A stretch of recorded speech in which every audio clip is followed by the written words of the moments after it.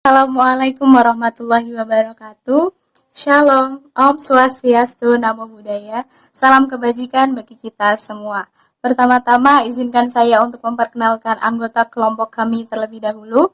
Yang pertama dengan saya sendiri, Arlina Sari, kemudian rekan saya Al-Fatih Abdan Syakuro, dan Wildo Dikvedi Tarigan. Di sini saya akan mempresentasikan tentang kewajiban perpajakan data analis pada masa pandemi COVID-19 di Indonesia. Baik, yang pertama kita merujuk pada pengertian data analis. Data analis adalah sebuah profesi atau pekerjaan yang berhubungan dengan segala jenis data dan bertugas menerjemahkan data atau angka-angka tersebut menjadi laporan untuk membantu proses manajemen atau pengolahan data suatu perusahaan.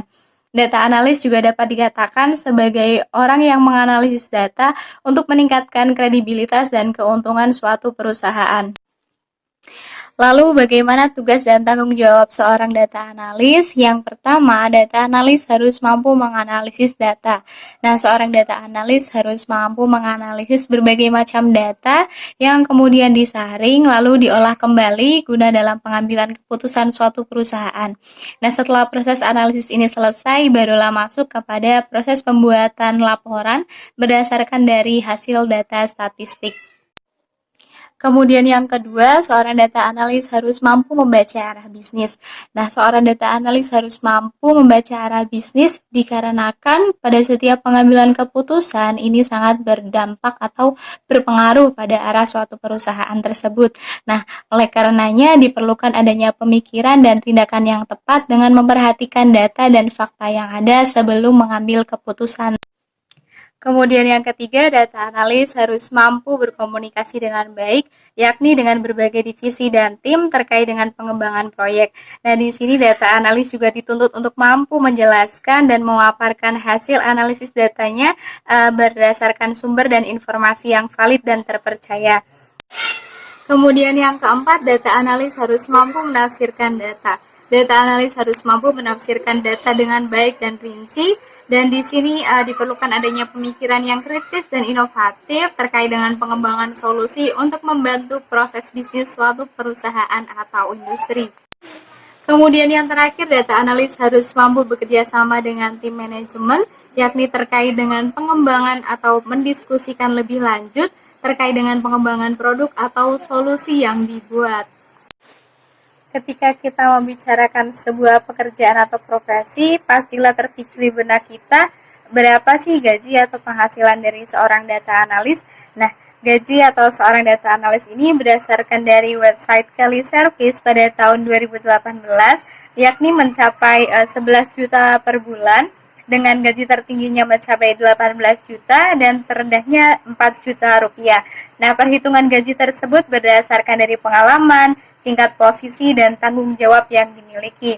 Nah, contoh beberapa jabatan dari seorang data analis atau analis data ini, yakni terdiri dari analis data senior, analis data magang, analis data klinik, dan analis data kuantitatif. Di sini saya akan menjelaskan kewajiban perpajakan data analisis. Yang pertama adalah kewajiban mendaftarkan diri.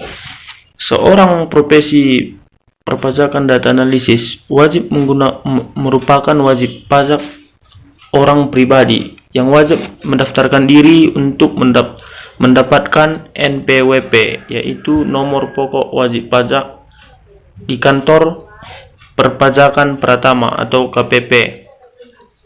Saat ini pendaftaran bisa dilakukan dengan melalui online. Dalam hal ini, data analisis merupakan WPOP yang tidak melakukan usaha atau pekerjaan bebas, yakni sebagai karyawan di suatu manajemen perusahaan. Yang kedua, kewajiban pembayaran, pemungutan, dan pelaporan pajak. Sesuai dengan sistem self-assessment, wajib pajak dalam hal ini, data analisis harus melakukan perhitungan, pembayaran, dan pelaporan pajak terutangnya sendiri. Penyampaian SPT atau surat pemberitahuan, yakni suatu yang digunakan oleh wajib pajak untuk melaporkan perhitungan dan atau pembayaran pajak. objek pajak dan atau bukan objek pajak dan atau harta dan kewajiban sesuai dengan ketentuan peraturan perundang-undangan. Dalam hal ini, data analisis wajib menyampaikan SPT tahunan, PPH, OP bisa secara langsung di KPP atau KP2KP lewat jasa ekspedisi atau e-filing. 3. Kewajiban dalam hal diperiksa. Direktur Jenderal Pajak dapat melakukan pemeriksaan pada wajib pajak untuk menguji kepatuhannya dalam memenuhi kewajiban perpajakan. 4. Kewajiban memberi data. Data di sini adalah informasi orang pribadi atau badan, dalam hal ini informasi. Data analisis yang dapat menggambarkan kegiatan atau usaha, penghasilan atau kekayaan yang bersangkutan. Di sini juga data analisis sebagai WP, OP, PPH 21 atau pajak penghasilan pasal 21 merupakan jenis pajak yang dikenakan terhadap penghasilan berupa gaji, upah, honorium, tunjangan, dan pembayaran lain yang diterima oleh pegawai, bukan pegawai, mantan pegawai, penerima pesangon, dan lain sebagainya. Dalam hal ini, data analisis sebagai karyawan tetap, yakni karyawan yang menerima penghasilan dalam jumlah tertentu secara teratur, sehingga data analisis merupakan wajib pajak orang pribadi yang dikenakan PPH 21 tersebut. Oke, selamat siang semuanya. Melanjutkan presentasi dari teman saya terkait kewajiban perpajakan bagi seorang data analis. Yang akan saya presentasikan di sini adalah pengaruh pelaksanaan kewajiban perpajakan data analis bagi penerimaan pajak Indonesia. Jadi penerimaan pajak penghasilan PPH 21 itu mencatatkan kinerja positif khususnya pada bulan September 2020 sebagai seorang data analis yang merupakan seorang wajib pajak.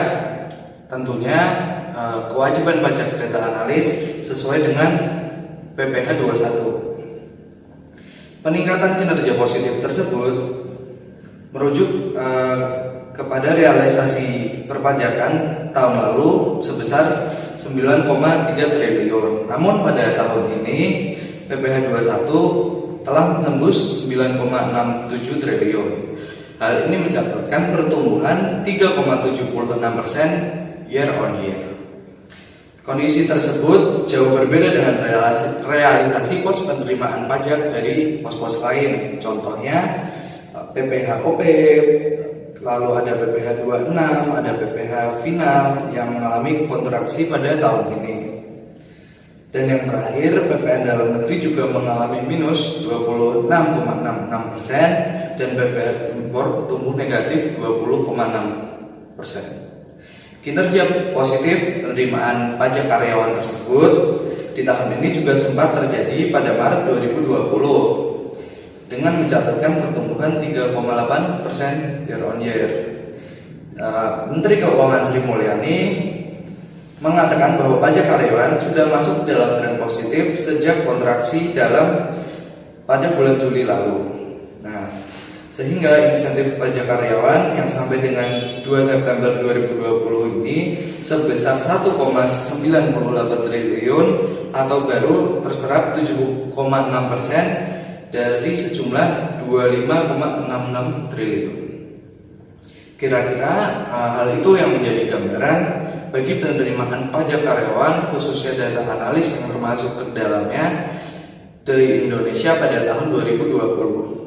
Kesimpulan pada presentasi ini adalah berdasarkan pemaparan mengenai penerimaan pajak tersebut dapat dilihat bahwa kewajiban perpajakan seorang data analis sama dengan subjek pajak yang lain atau wajib pajak yang lain. Hal ini sangat dibutuhkan dalam perpajakan Indonesia. Subjek pajak ini dapat meningkatkan penerimaan pajak yang menurun akibat pandemi COVID-19 yang melanda sepanjang tahun 2020. Dalam laporan anggaran pendapatan dan belanja negara menunjukkan realisasi penerimaan pajak sepanjang Januari sampai September 2020 baru sebesar 720,62 triliun. Pencapaian selama 9 bulan ini hanyalah setara dengan 62,61% dari outlook akhir tahun senilai 1.198 triliun. Artinya dari sisa 3 bulan di tahun 2020 ini, kantor pajak mesti mengumpulkan penerimaan pajak sebesar 44 triliun. Oleh karena itu diperlukan adanya kesadaran serta partisipasi dari wajib pajak dalam melaksanakan kewajibannya membayar pajak guna mewujudkan tujuan bersama. Dengan melaksanakan kewajiban berpajakan terlebih lagi dengan gaji atau penghasilan seorang data analis yang cukup besar di kisaran 132 juta per tahun, yang rata-rata gajinya 11 juta per bulan. Selanjutnya ada sumber referensi yang kami cantumkan pada PowerPoint ini. Teman-teman sekalian bisa melihat dan cross-check data-data yang kami lampirkan. Kira-kira sekian presentasi dari kelompok kami. Jika ada salah kata, kami mohon maaf. Sekian dan terima kasih.